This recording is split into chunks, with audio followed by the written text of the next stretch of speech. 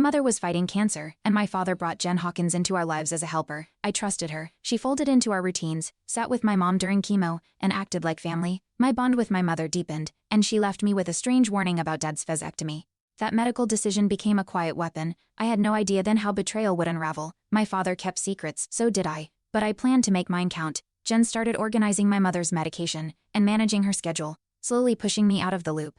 I felt the shift, small things, like whispered talks or missed appointments. My protests were brushed off as stress. I clutched the family photo from our last holiday together, trying to hold on. Eleanor, my mom, grew distant, tired. I told myself it was the illness.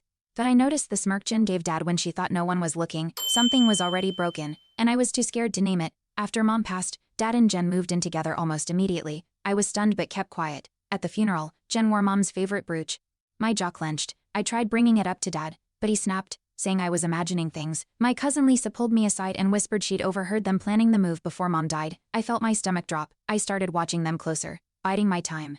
Years passed. Dad married Jen. I played the dutiful daughter. Every Christmas, she asked about grandkids. I smiled and deflected. They didn't know I'd discovered Dad had a vasectomy before meeting Jen. My mother told me in a hushed moment, warning me to never trust him blindly.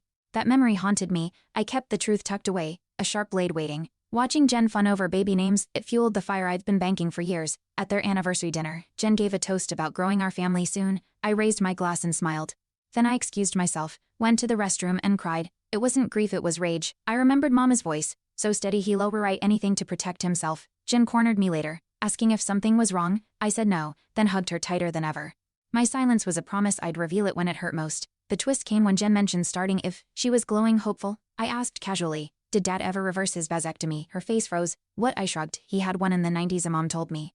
She laughed nervously, but her hand trembled. Days later she confronted Dad. He denied it. She demanded proof. He stormed into my office livid. I didn't flinch. I told him, you taught me how to lie. I just perfected it. Jen moved out within a week. She left a voicemail sobbing, thanking me for the truth. I sat alone in my apartment, staring at Mom's old scarf. I felt peace. Eleanor had warned me, trusted me. My silence was no longer a burden, it had become justice. Dad never called again, and that was exactly what I wanted. I scattered Mom's ashes on her favorite hiking trail, the one Dad never liked. The wind was sharp, almost cleansing. I whispered, you were right. The past was quiet now. Jen divorced him. He lived alone, bitter. But I had closure. Not revenge, just truth laid bare. For Mom, for me, for everything he buried. It was finally over.